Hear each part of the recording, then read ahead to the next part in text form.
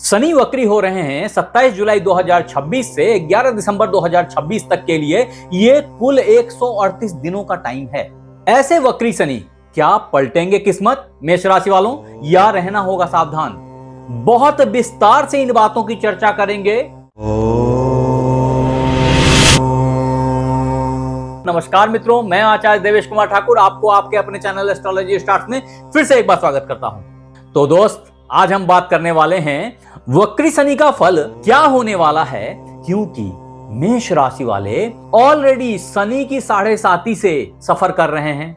आपको ख्याल रखना चाहिए, आपको याद रखना चाहिए कि आपकी मेष राशि है, ये काल पुरुष की कुंडली की पहली राशि है और ऐसे में शनिदेव आपके द्वादश भाव में विराजमान हैं। इसके लिए मैंने मेष राशि शनि की 7.5 पे एक अलग से वीडियो बना रखा। अगर आपने नहीं देखा जरूर से देख लीजिएगा, क्योंकि उसमें बहुत विस्तार से इन बातों को बताया गया है कि मेष राशि वालों के ऊपर शनि की 7.5 का प्रभाव क्या होगा और उसके लिए क्या उपाय करने चाहिए। अगर आप 7.5 से त्रस्त हैं तो आप जरूर वो वीडियो देखें और इसके उपाय कर लें। आपकी परेशानियों के दिन बहुत आसानी से शमित हो जाएंगे।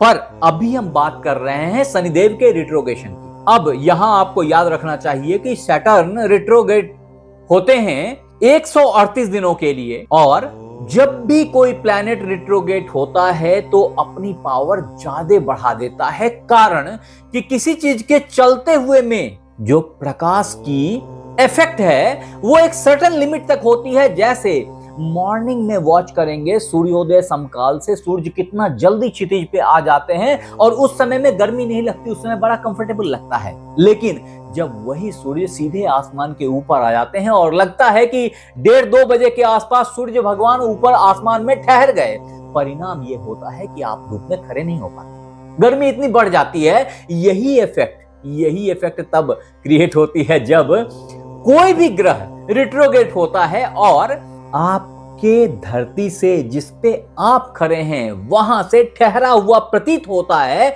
जैसे दो गाड़ियों में, जब दो ट्रेनों में आप कंपैरिजन करते हैं, एक में आप बैठे होते हैं, दूसरा आपको चलता हुआ प्रतीत होता है, जबकि उसमें से एक ही चलता रहता है, लेकिन आपको लगती है कि शायद आपकी गाड़ी खुल गई।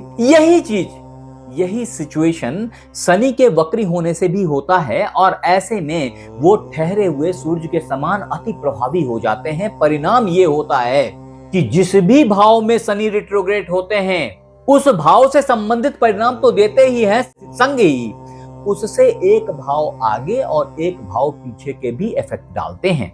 एक भाव आगे इसलिए कि वो अगले भाव में जाते रहते हैं और पिछली भाव इसलिए कि वो लौट रहे होते हैं। अभी मेष राशि वालों, अगर आप गौर करके देखेंगे तो शनिदेव आपके द्वादश भाव में विराजमान है, यानी आपको अगले भाव, आपके राशि, आपके लग्न, जो भी बोल लीजिए, मैं एयर्स ज़ोडिएक साइन की बात कर रहा हूं, तो इस भाव का प्रभाव तो देंगे ही, संग ही इससे पिछले भाव का भी इफेक्ट देंगे आपको। और आपको याद रखना चाहिए कि शनिदेव लॉर्ड हैं आपके कर्म भाव के भी, तो मिला जुला करके कर्म, लाभ, व्यय और लग्न, यानी कि आपकी सोच और आपकी टेंशन, परेशानी, इन सब से संबंधित चीजें जिसको अभी आप झेल रहे थे, ये सारी चीज अराउंड आपके कर्म, आपके व्यय, आपके लाभ, आपके मानसिक उलझनों का और नींद और स्वास्थ्य से संबंधित परेशानियों का रह रहा है ऑलरेडी। अभी इस कालखंड में आप ये बात और याद रख लें कि यहाँ पे जो शनि का स्वभाव है वो भी बड़ा ही खास प्रभाव रखता है, और वो प्रभाव है स्नेह, धीरे धीरे। अब समझिए कि जब ये ग्रह इधर बढ़ते हुए लौटने के क्रम में आता है तो थोड़े देर के लिए बिल्कुल ठहर जाता है, बिल्कुल स्टैग्नेंसी हो जाती है, और इस समय में टेंशन, स्वास्थ्य की परेशानियां थोड़ी बढ़ जाए तो कोई शक नहीं है। लेकिन मेष राशि वालों, आपके लिए वक्री शनि 2026 किसी वरदान से कम नहीं है।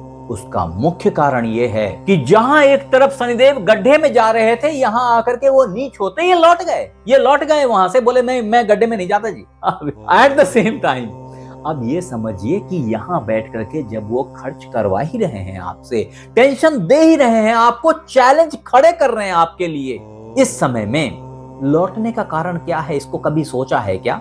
अगर गौर करके समझें तो मैंने पहले ही बता दिया आपको कि एक घर पीछे का प्रभाव भी बड़ा ही स्ट्रॉन्ग, बड़ा ही प्रचंड हो जाता है। और ऐसी स्थिति में आपके लिए शनिदेव ने अब यह समझा कि अरे यार, खर्चा तो करवा रहे हैं बंदे से, परंतु बिना आमदनी के खर्च करेगा क्या, ये कहां से करेगा। यहां रह करके इन्होंने ऑलरेडी आप पे कर्ज करवाने की कोशिश तो कर दी थी।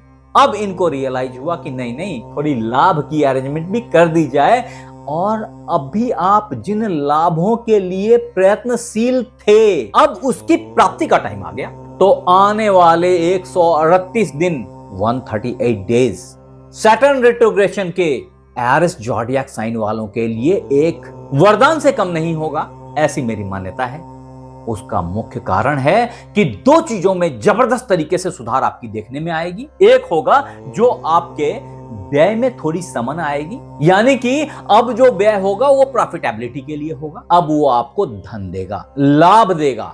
इतना ही नहीं है, वास्तव में यहां बैठे हुए शनिदेव जब रेट्रोग्रेशन में आगे बढ़ रहे हैं तो ये अपने भाव का भी इफेक्ट डालेंगे, यानी आपके कर्म में भी सापेक्ष परिवर्तन दिखाई पड़ेगी आपको। ये घटनाक्रम 27 जुलाई 2026 से वक्री शनि के इफेक्ट के तहत आपको दिखाई पड़ने लग जाएगा। अब मित्र, आपको यहाँ पे ये जरूर याद रखना चाहिए कि ये घटनाक्रम किस नक्षत्र में घटित हो रहा है, किस राशि में घटित हो रहा है। तो आप ये समझ लें कि मीन राशि है जहां पे शनिदेव अभी वक्री हो रहे हैं 2026 में। और संग ही ये भी ज्ञात करें कि इस राशि में अवस्थित शनिदेव रेवती नक्षत्र में वक्री हो रहे हैं। एक्चुअली ये रेवती नक्षत्र से गमन कर रहे थे इस वक्त। ये भव चक्र की आखिरी नक्षत्र है और ऐसे में रेवती नक्षत्र परिवर्तन को दर्शाती है।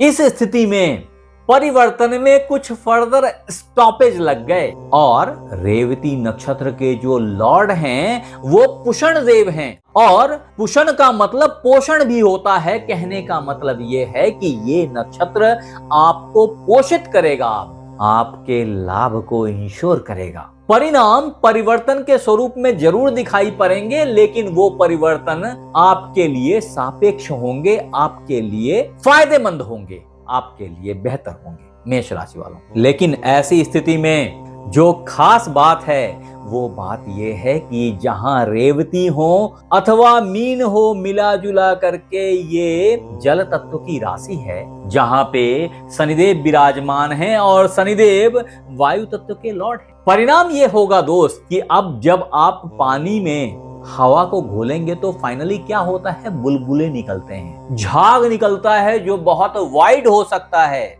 ठीक है, तो ऐसी स्थिति में सिचुएशन से डर ना जाएं अथवा उन चीजों को सही तरीके से देखने की कोशिश करें जो कि झाग के पार है।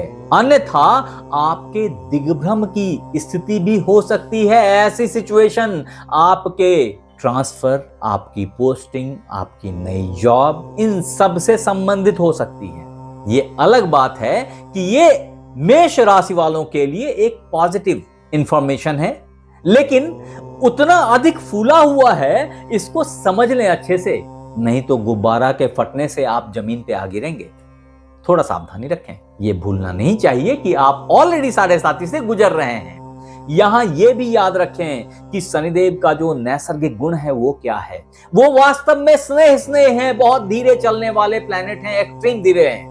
और ऐसे में जो आपकी चहलकदमी विदेश के तरफ चल रही थी, फॉरेन इंपोर्ट एक्सपोर्ट के काम में आप व्यस्त थे, होना चाह रहे थे, हॉस्पिटल खोलने की तैयारी थी, अथवा सेवा के क्षेत्र में थोड़ा अग्रणी होना चाहते थे, एमएनसी के अंदर जॉब करना चाहते थे, अथवा फॉरेन कम्युनिकेशंस में बहुत ज्यादा बिजी और बहुत ज्यादा इनग्रॉस्ड थे, ऐसी स्थिति में आपके लिए ये एक परिवर्तन का समय आन खड़ा हुआ। ऐसे में दोस्त एक बात को बिल्कुल गांठ बांध लेंगे कि शनि वक्री हो तो क्या होता है, मुख्यतया आपके पेशेंस का टेस्ट होता है। तो आपने आपकी क्षमता को बनाए रखना है, आपकी पेशेंस को बनाए रखना है। आपको आपके सेवा भाव से बाहर नहीं होना है।